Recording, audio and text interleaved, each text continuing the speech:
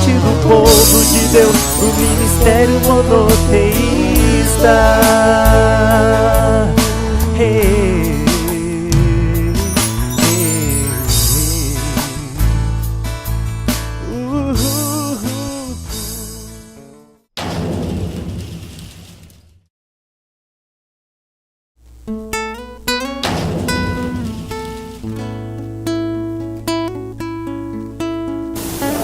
Saúde a igreja com a paz do Senhor. Louvado é o nome do Senhor. Vamos estar lendo aqui no livro de Lucas. É Lucas capítulo 16, versículo 19 em diante.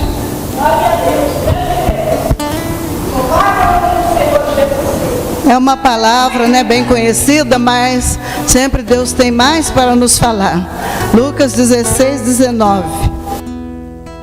Ora, havia um homem rico, e vestia-se de púrpura e de linho finíssimo, e vivia todos os dias regalada e esplendidamente. Havia também um certo mendigo chamado Lázaro, que jazia cheio de chagas à porta daquele, e desejava alimentar-se com as migalhas que caíam da mesa do rico, e os próprios cães vinham lamber-lhes as chagas. E aconteceu que o mendigo morreu e foi levado pelos anjos para o seio de Abraão. E morreu também o rico e foi sepultado. E no Hades ergueu os olhos, estando em tormentos, e viu ao longe Abraão e Lázaro no seu seio. E clamando disse: Abraão, meu pai, tem misericórdia de mim, e manda a Lázaro que molhe na água a ponta do seu dedo e me refresque a língua, porque estou atormentado nesta chama. Disse, porém, Abraão: Filho, lembra-te de que recebeste os teus bens em tua vida, e Lázaro somente males, e agora este é consolado, e tu atormentado. E além disso, está posto um grande abismo entre nós e vós, de sorte que os que quiserem passar daqui para vós, não poderiam, nem tampouco os de lá passar para cá. E disse ele: Rogo-te, pois, ó Pai, que me mandes à casa de meu pai, pois tenho 5 irmãos, para que lhes dê testemunho, a fim de que não venham também para este lugar de tormento. Disse-lhe Abraão: Eles têm Moisés e os profetas, ouçam-nos. E disse ele: Não, Abraão, meu pai, mas se algum dos mortos fosse ter com eles, arrepender-se-iam. Porém, Abraão lhe disse: Se não ouvem a Moisés e aos profetas, tampouco acreditarão, ainda que algum dos mortos ressuscite. Amém? Então a igreja pode se sentar. Glória a Deus, né? Louvado é o nome do Senhor. É uma parábola bastante interessante, e Jesus contava parábolas para que a gente pudesse nos colocarmos na posição certa. Sempre que Jesus contava uma história, é para que nós pudéssemos rever a nossa vida espiritual, se ela está andando de acordo com a vontade de Deus ou não. Porque enquanto estamos aqui neste mundo, nós temos toda a chance, toda a oportunidade de consertarmos a nossa vida. Nós vemos que o rei Ezequias, quando ele estava muito enfermo, a doença era gravíssima, era para a morte. O que foi que o profeta Isaías disse para ele da parte de Deus? Põe a tua casa em ordem, porque morrerás e não viverás. Nós sabemos que Deus ali estava preocupado com a vida espiritual da família, com a vida espiritual da casa, né, do rei Ezequias. Então, o que o Senhor realmente se preocupa nessa vida é que nós ponhamos a nossa vida, a nossa casa, na presença do Senhor, que nós possamos consertar a nossa casa. A casa de Israel, falando da nação de Israel, que a Bíblia chama de casa, né? Ela era considerada uma casa rebelde. Se vocês estão acompanhando a leitura bíblica que estão fazendo na Rádio BBN, que eu gosto bastante, eles estavam lendo agora os profetas maiores, né? Que eram Isaías, Jeremias, agora está lendo Ezequiel. E a gente vê Deus falando muitas vezes com Israel e chamando Israel de casa rebelde. Que coisa terrível é uma casa rebelde, uma pessoa que não se conserta, ele erra, sempre tropeça nos mesmos erros e não corrige. Então Deus, ele dá oportunidade. Ele deu oportunidade para Israel durante muitos anos, durante, vamos dizer, centenas de anos, usando vários profetas.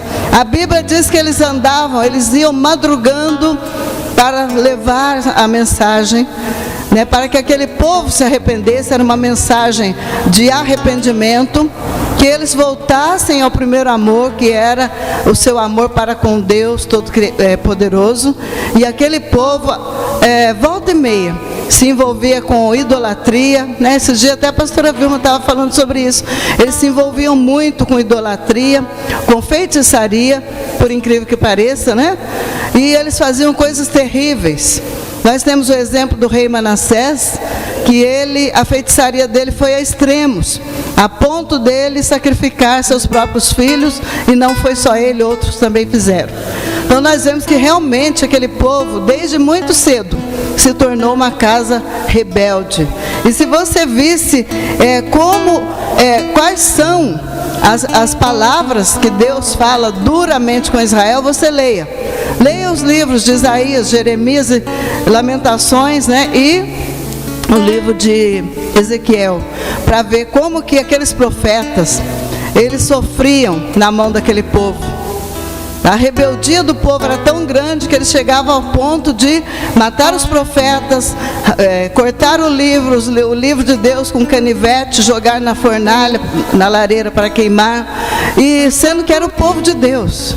Muitas das vezes Deus tem que ser muito duro, e o que Deus fez com eles? Mandou para o cativeiro, para que eles pudessem sentir o que realmente é estar debaixo de um jugo pesado e sofrido. Então eles foram para o cativeiro, não uma vez apenas, Na Síria, na Babilônia, Por causa das suas rebeldias. E essa passagem que nós estamos lendo aqui, conta uma história, Alguns dizem que é uma história inventada, que o próprio Jesus falou, uma parábola, Que nós sabemos que parábolas são histórias que Jesus contava para que as pessoas pudessem refletir mais facilmente. Outros dizem que a história é verdadeira, porque aqui cita o nome de Lázaro, mas não vem ao caso agora. O que importa é que foi Jesus que falou. Tanto poderia ser uma história verdadeira, que tinha exemplos para nós, como uma história que ele criou para que movesse a nossa imaginação. Eu sou professora e eu sei que quando a gente conta uma história, a criança fica vidrada olhando para a gente, A cada movimento que você faz com os lábios, com a mão, ou mostra um quadro para a criança, aquilo chama muita atenção, e a gente grava na nossa memória coisas antiquíssimas. Porque eu lembro muito bem quando as professoras colocavam um quadro na parede. Eu lembro de uns quadros de uma fazenda com um pato atravessando uma ponte. Então são coisas que ficam gravadas. Histórias são muito boas. Eu até falei que um dia que Jesus foi o melhor contador de histórias que nós temos notícia. Porque as histórias de Jesus não eram apenas para emocionar, mas era história para que alguém pudesse refletir em si mesmo, e colocar a vida no altar. As histórias de Jesus eram para chamar a nossa atenção interior. Aqui conta a história então desse rico. Não tem o nome dele porque pode realmente ser apenas uma parábola, como está escrito aqui. Então diz que ele se vestia de púrpura e de linho finíssimo. Era um homem que vivia esplendidamente, que diz que ele vivia regalado e esplendidamente, ou seja, regaladamente e esplendidamente. Ele vivia desse jeito. Todos os dias da vida daquele homem era uma vida muito boa, olhando para o lado material. Ele tinha boa comida, ele tinha boas vestes, e ele tinha muita saúde, pelo que a gente vê, e ele estava vivendo uma vida material, como muitos estão por aí hoje, muito prósperos, com muita saúde e com uma vida financeira, né, como eu falei, muito próximo, então uma vida financeira muito boa, uma saúde muito boa, e vivendo, aproveitando de tudo isso. Não quer dizer com isso que Deus, Ele quer que você seja uma pessoa que não tem nada, que vive uma vida financeira miserável ou pobre para agradá-lo. Não é isso. Eu não quero que os irmãos entendam desse jeito. Não é para entender que Deus vai abençoar se você for o mais pobre e o mais necessitado. Não se trata disso. Mas se trata aqui de olharmos para o que essas pessoas realmente tiveram foco na sua vida. O foco desse rico era apenas para o aqui e agora. Ele queria viver regaladamente da maneira que ele tinha condições de viver e não olhou para o futuro, que era o final de todos os homens. Ele não pensou que um dia ele deixaria sua riqueza ou que um dia a sua riqueza o deixaria. Ele queria era aproveitar de tudo.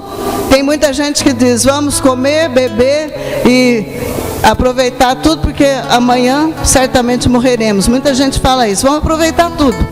E esse aproveitar tudo, muitas das vezes, significa fazer o que dá na cabeça. Procurar seus próprios caminhos e segui-los, sem olhar para aquilo que é o que Jesus nos ensina.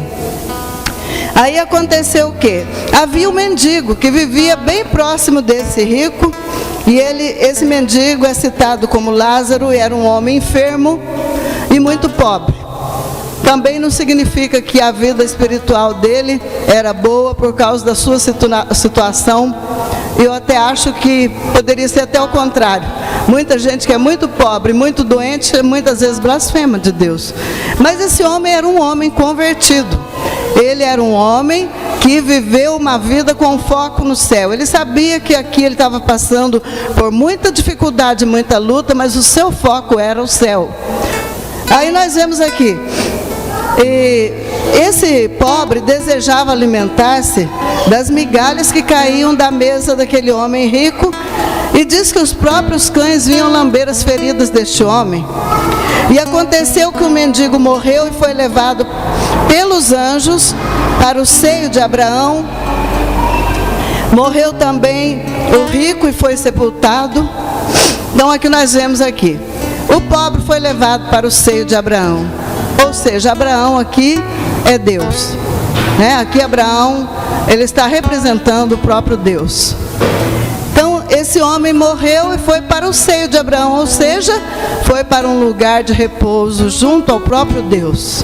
Aonde Deus estava, levou ele para lá, porque ele era um homem que, apesar de doente e pobre, ele amava a Deus e servia a Deus. E ele foi justamente para o lugar preparado para ele, o seio de Abraão. Nós podemos dizer, para o paraíso. Mas aconteceu que morreu, o rico também foi sepultado.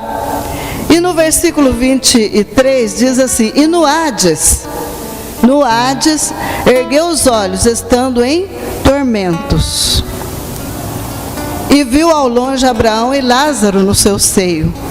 Eu me lembro que eu preguei, não faz muito tempo essa mensagem, mas aqui eu estou dando uma recapitulada, porque a mensagem que eu tenho, eu estou dando só uma passagem aqui, mas eu ainda tenho outro caminho, que foi o que Deus me deu nesta noite. Por isso eu estou recapitulando. Então no Hades, olha para ver, olha o termo, e no Hades, ergueu os olhos, estando em tormentos.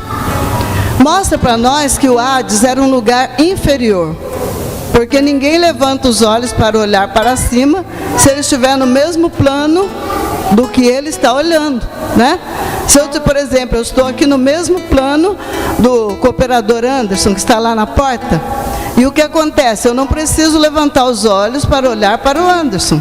Eu estou vendo ele no mesmo plano que nós estamos, que eu estou. Mas se esse homem erguia os seus olhos, significava que ele estava embaixo, e ele estava vendo algo que estava em cima. Então eu quero que os irmãos notem aqui, que nós vamos estar vendo aqui um versículo. Eu não quero perder aqui, eu vou deixar marcado. Vamos abrir as nossas Bíblias em Provérbios. Aliás, você já está com sua Bíblia aberta. Dá um pulinho lá para Provérbios, capítulo de número 15. Provérbios capítulo 15. Versículo de número 24. Diz assim, ó: para o sábio, o caminho da vida é para cima, para que ele se desvie do inferno que está embaixo. Este homem que estava olhando para o pai Abraão, ele estava num lugar de tormento, a Bíblia diz. E o lugar de tormento descrito pela Bíblia é o inferno. É o inferno. Então esse homem estava em chamas, estava com sede, estava atormentado. Tudo isso estava acontecendo com aquele homem, com sede, atormentado, né? E lá num plano inferior, ele teve tudo aqui nesta vida, viveu regaladamente, porém agora a sua vida mudou por completo, como mudou por completo a vida do Lázaro. A vida do Lázaro agora era em cima. Nessa terra ele sempre esteve por baixo, sofrendo, sendo pisado, humilhado, desejava comer as migalhas que caíam da mesa, que caíam da mesa do rico, porém o rico não lhe dava. Ele estava sempre embaixo, humilhado e sofrendo as agruras dessa vida e da sua pobreza. Mas contudo ele era um homem de uma elevada fé espiritual, e ele almejava coisa muito maior que Deus tinha para ele. Agora diz que ele estava com o pai Abraão. E aqui nós lendo mais para frente diz: agora este está consolado e o outro estava atormentado. Virou por completo agora a situação. Aquele que tinha muito, agora não tinha mais nada. Desejava um pouquinho de água, mas nem isso ele tinha. O outro estava no seio de Abraão. E ele disse para esse que era o rico, né? Que agora não tinha mais nada, sua riqueza tinha ficado para trás. Agora ele queria um pouquinho de água para tirar o calor, o tormento da sua língua. E ele disse: peça para que Lázaro molhe o seu dedo em água e venha refrescar minha língua, porque me encontro aqui atormentado nessa chama. Ele estava precisando de um pouquinho que o outro agora tinha com toda a abundância, porque o outro estava no paraíso, tinha toda a abundância agora, e ele não tinha mais nada. Veja como as coisas vão mudar de acordo com as nossas escolhas. É a nossa escolha que vai fazer toda a diferença para a eternidade. No versículo, se você ainda está aberto aí em Provérbios, né? O versículo 29 diz assim: longe está o Senhor dos ímpios. Nessa terra Deus já se encontra longe dessas pessoas, porque eles não buscam a Deus, não clamam por Deus, não obedecem a Deus, e por esse motivo eles se encontram espiritualmente longe de Deus. Ainda que Deus esteja pertinho de cada um de nós, mas ele se encontra longe do ímpio, porque o ímpio não quer a Deus, né? Então viu aqui, longe está o Senhor dos ímpios, né? Isso é terrível. Mas escutará a oração dos justos. Quantas orações certamente o Lázaro, né, fez a Deus na sua angústia por essa terra, no seu sofrimento por essa terra, e certamente Deus ouviu as orações dele, ainda que Deus não o tirou da pobreza. A Bíblia não diz que ele saiu da pobreza de modo nenhum. Diz que ele foi com o pai Abraão embora. Quando morreu, o que aconteceu? Foi levado pelos anjos para o seio de Abraão. Ou seja, para um lugar reservado, um lugar de descanso, junto ao pai Abraão. Enquanto esse outro, com toda a sua pompa, com toda a sua riqueza, com tudo que ele tinha, agora ele não tinha mais nada, nem água para refrescar a língua. Estava num lugar de tormento, e por isso nós podemos dizer que o céu é para cima e que o inferno está embaixo. Nós lemos aqui no versículo de número 24, né? Para o sábio, o caminho da vida é para cima, para que ele se desvie do inferno que está embaixo. Então, nenhum de nós queira ir para os lugares inferiores, para baixo, mas que nós todos possamos visar o céu. Se você está passando luta ou dificuldade, mas saiba que você está no caminho que te levará para o céu. Continue nele. Está difícil? Continua nesse caminho. Está faltando veste? Continua nesse caminho. Deus está vendo. Falta alimento? Deus vai preparar, porque Ele não vai deixar você morrer de fome. Aqui não diz que esse mendigo morreu de fome. Certamente Deus o alimentou, com o mínimo para sobreviver, mas alimentou esse homem. Ele estava enfermo, nós vemos que ele estava cheio de chagas, ele estava enfermo. Ele morreu por causa das enfermidades, não por causa de fome. Porque a palavra de Deus diz, fui moço e hoje sou velho, mas nunca vi um justo desamparado, e nem a sua descendência mendigar o pão. Então ele, com certeza, Deus dava o pão para ele. Ele desejava comer o pão do rico, mas o rico não dava. Mas existia alguém que dava o pão para ele comer para sobreviver. Pode ser pobre como for, mas vai ter alimento, porque Deus é Deus que nos dá alimentos. Louvado é o nome do Senhor. Você já está com sua Bíblia aberta em Provérbios? Então volte um pouquinho, vamos ver Provérbios 12, versículo 15. Eu quero estar falando sobre caminhos, Provérbio 12 e o verso de número 15. O caminho do tolo é reto aos seus olhos, só que a parte A. Aquele que acha que o caminho que ele está seguindo é o melhor, ele escolheu esse caminho, ele bate o pé, que aquele caminho que ele escolheu é o melhor. Fique sabendo que a Bíblia chama de tolo. Tolo é aquele que escolhe o seu próprio caminho, não olhando para o caminho que Deus tem aberto na sua frente. Deus abriu uma grande porta com um grande caminho maravilhoso na nossa frente. Se você for ler lá em São João 14, versículo 6, Jesus disse: eu sou o caminho, a verdade e a vida. Ninguém vem ao Pai a não ser por mim. Ele disse, tem um lugar também, ele fala também, eu sou, no capítulo 10, de São João, que ele fala, eu sou a porta das ovelhas.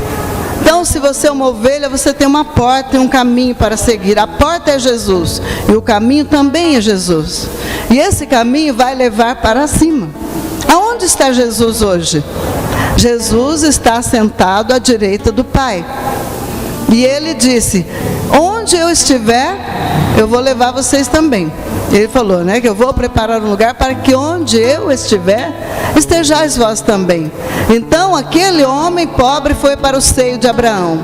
E nós também vamos um dia para o seio de Abraão, junto com o próprio Deus e com Jesus Cristo. Isto é maravilhoso.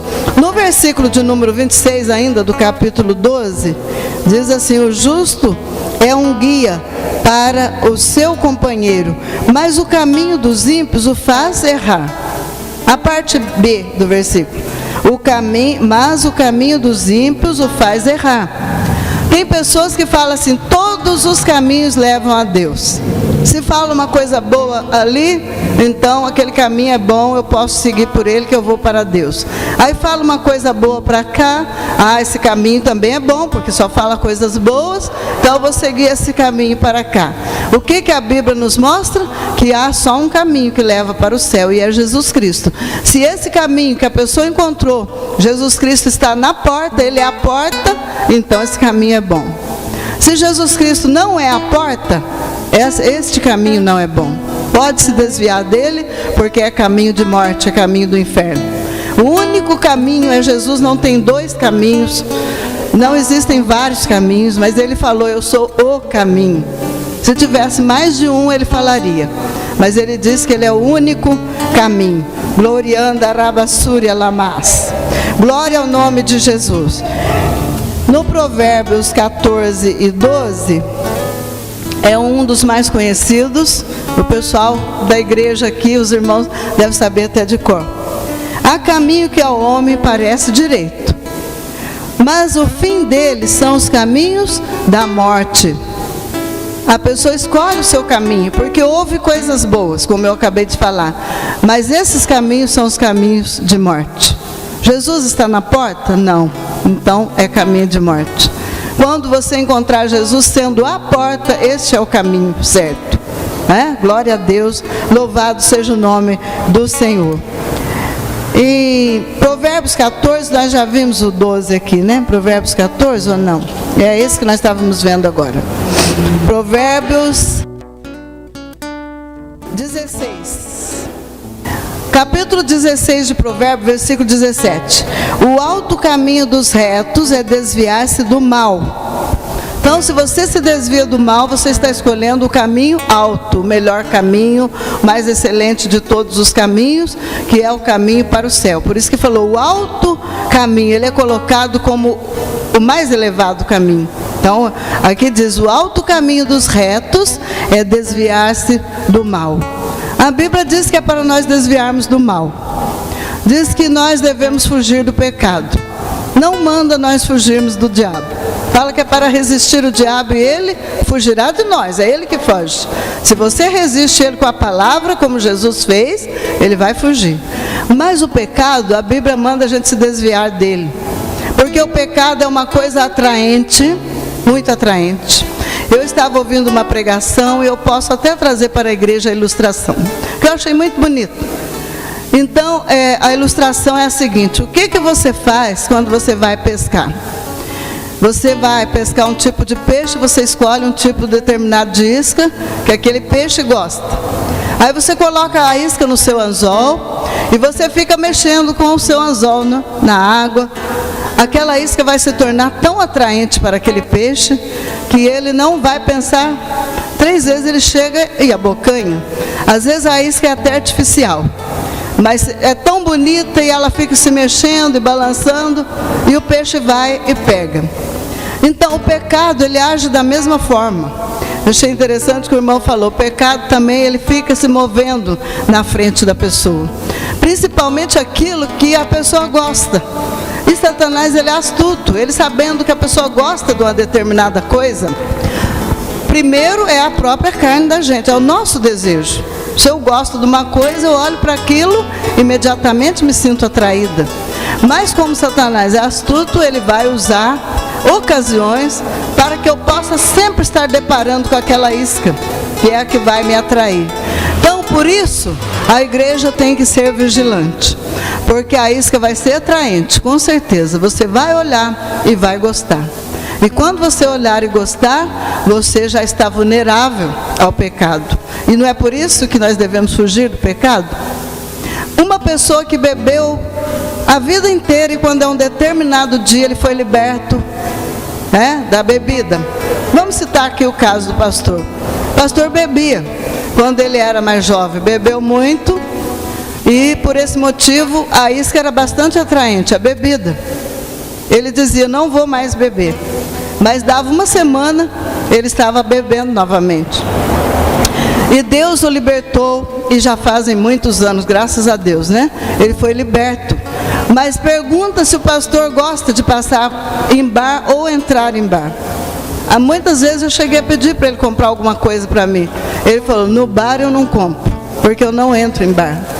E ele está certo, porque aquilo não faz sentido para a vida dele. O que foi atraente no passado, hoje ele não passa nem perto. Graças a Deus ele é totalmente liberto. Não entra bebida alcoólica de modo nenhum na minha casa, né? Nem para fazer receitas. E as mulheres sábias devem fazer isso também, viu? Se você teve um marido que já bebeu, Deus o libertou, você não vai levar bebida para dentro da sua casa, nem que seja para você preparar um prato. Use, substitua por outra coisa, mas não leve, porque aquilo era a isca que antigamente o atraía. Você não vai pôr isso dentro da sua casa, não é verdade?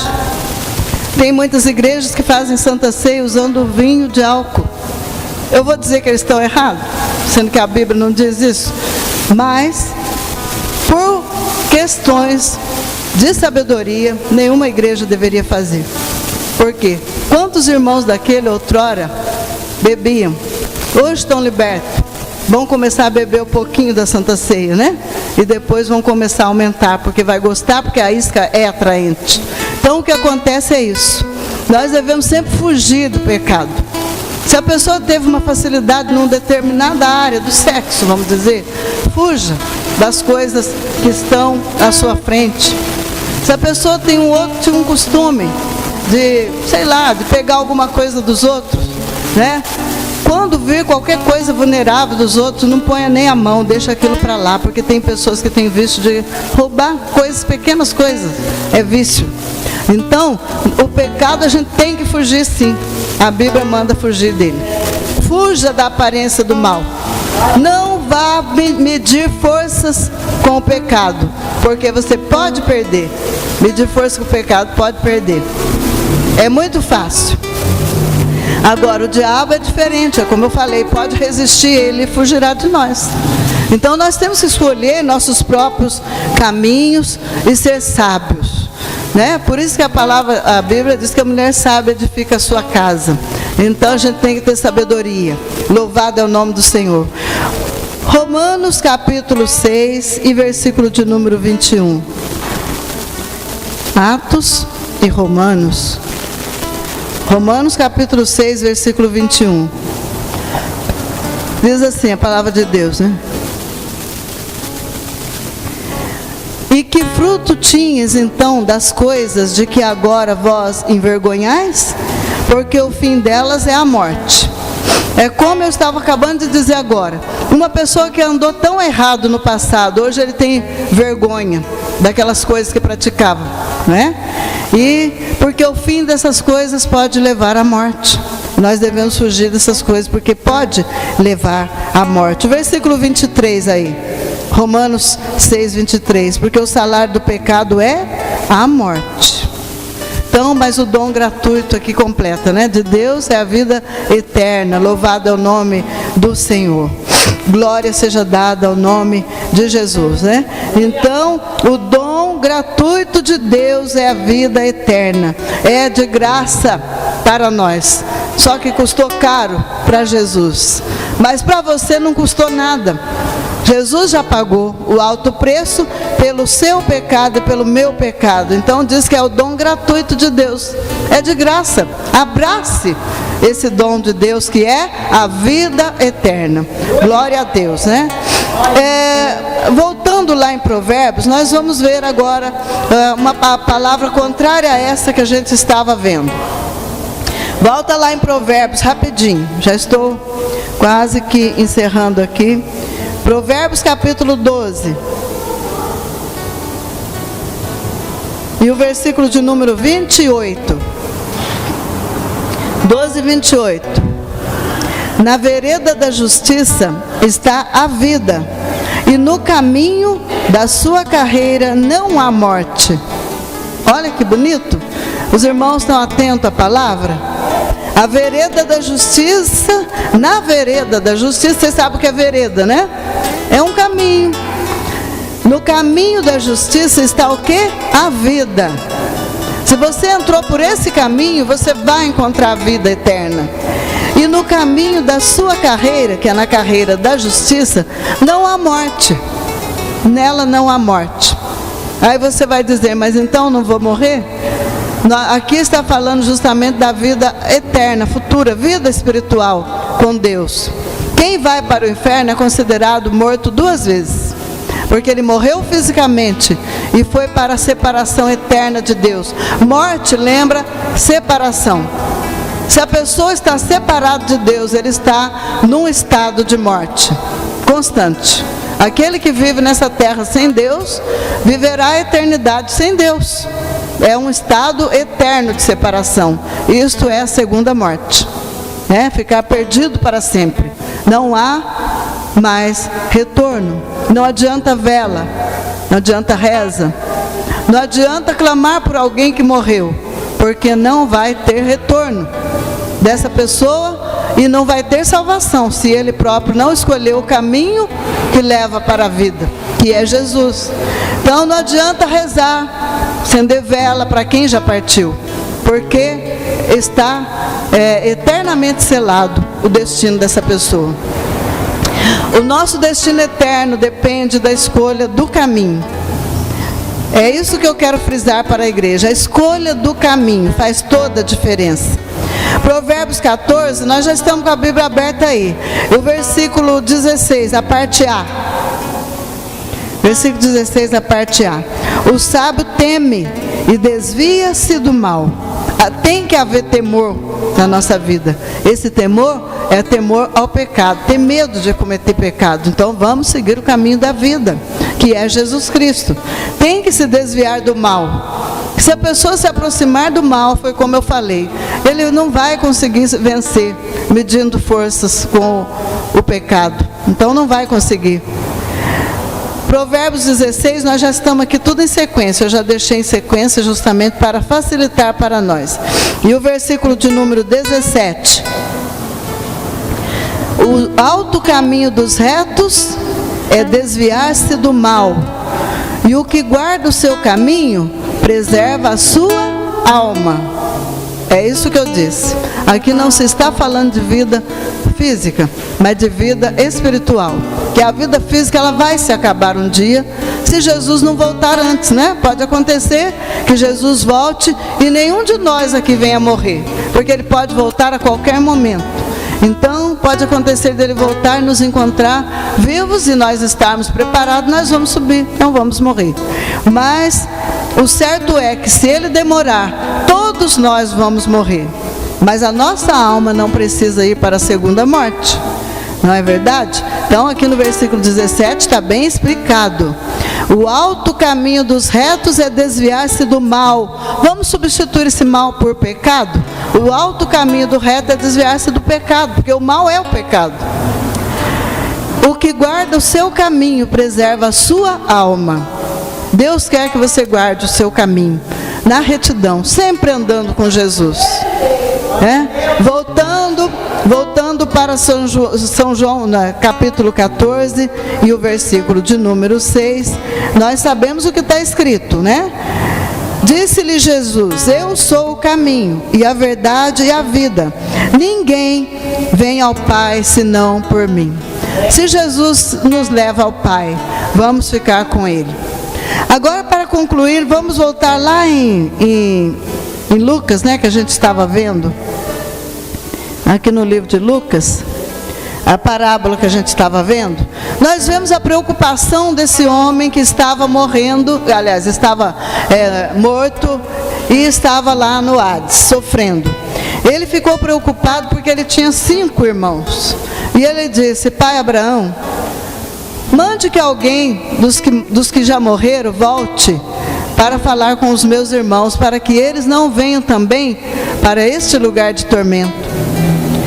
Porém, pai Abraão, disse assim, versículo 31, Lucas 16, 31.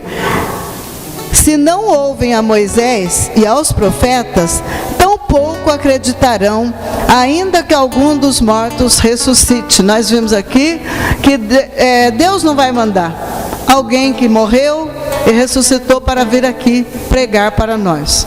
Muito pelo contrário, o que pregou para nós agora já morreu e já ressuscitou, que é o Senhor Jesus.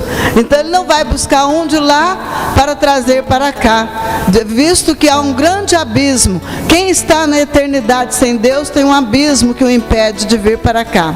Portanto, aqueles que são adeptos do Espiritismo e acreditam que mortos vão voltar para falar de coisas do além para eles estão completamente enganados, não tem base bíblica para isso, e a Bíblia, muito pelo contrário, diz que aqueles que morreram, virá depois disso somente o juízo final para eles. Eles estão com o seu estado espiritual selado, igual um livro selado.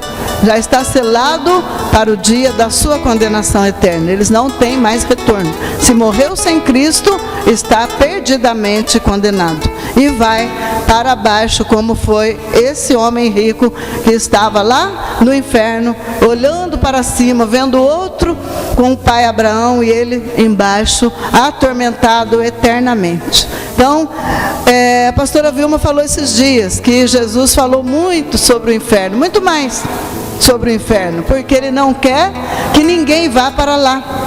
Por isso ele deixou um alerta, que é para ninguém querer ir para o inferno.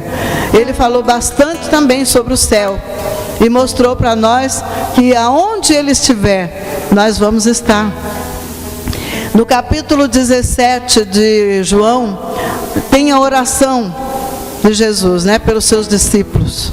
E na oração de Jesus ele falou que ele quer que todos que estão aqui vejam a glória que ele possuía antes da criação do mundo.